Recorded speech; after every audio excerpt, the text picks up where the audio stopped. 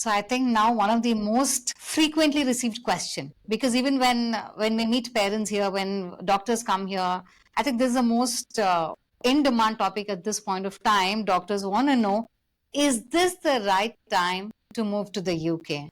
Or to try for a job in the UK, or to start even with that pathway preparation, exam preparation, and all that? Is UK good at this point of time for doctors? I think the answer is yes and no. Yes, because it's never a bad time to try and progress in your career. Even if you're planning to move to another country, that's fine. If you have the motivation to do it, and if you are ready to face the consequences of it, then I think it's never a bad time. For the UK, currently, in the current political scenario, to be more honest, I don't think it's a good time for junior level doctors to come to the UK. So there is a lot of job saturation. You are not getting enough vacancies, which used to be there pre-COVID. There is a lot of clamping of IMGs coming in. PLAB pathway does not give you a guarantee to a job in the UK anymore, which it used to a few years back. And now they're coming up with more and more rules where most of the jobs are being given to the local candidates, the local trainees and whatnot.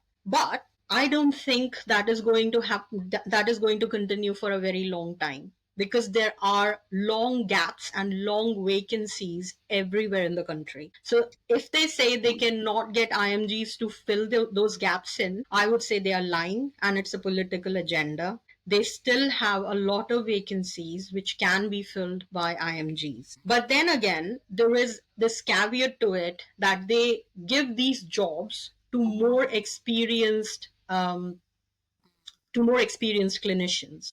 So you may be, if you are, say, post MBBS, post PLAB, post GMC registration doctor, you might be competing with a senior post MD, post MD, post DM senior doctor who has come in through an exempted pathway through GMC registration and is competing for the same job.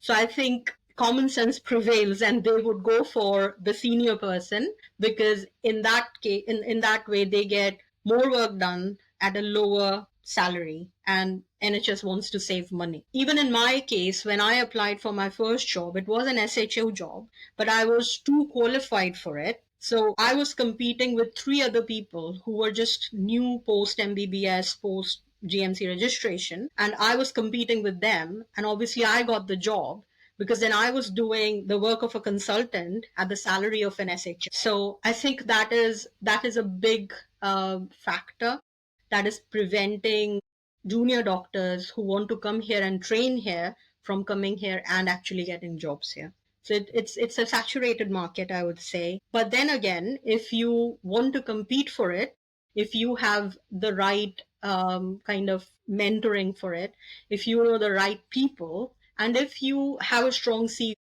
I think there is still a chance to compete. I've had recent calls and mocks with a lot of people who are continuing to give more and more interviews despite not getting selected for it, because they have that motivation. They just want to get into NHS by any means possible.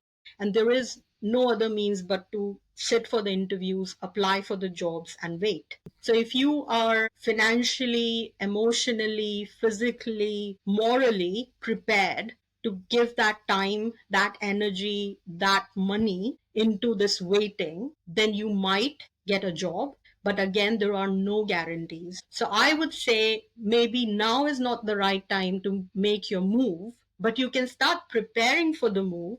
Subsequently, when in the next couple of years, they will come back to their senses and say, well, we have open doors and let all the IMGs come in because we are struggling. And I'm pretty sure that is going to happen. This is a cycle that repeats every 5 years, and this will repeat again in the next couple of years. So if you are looking forward to coming here working in the NHS, start preparing yourself. Don't get so hellbound on making the move now, but make your CV competitive enough that when you are ready to make the move, you have everything for a backup. So what I keep telling everybody is have a plan B always.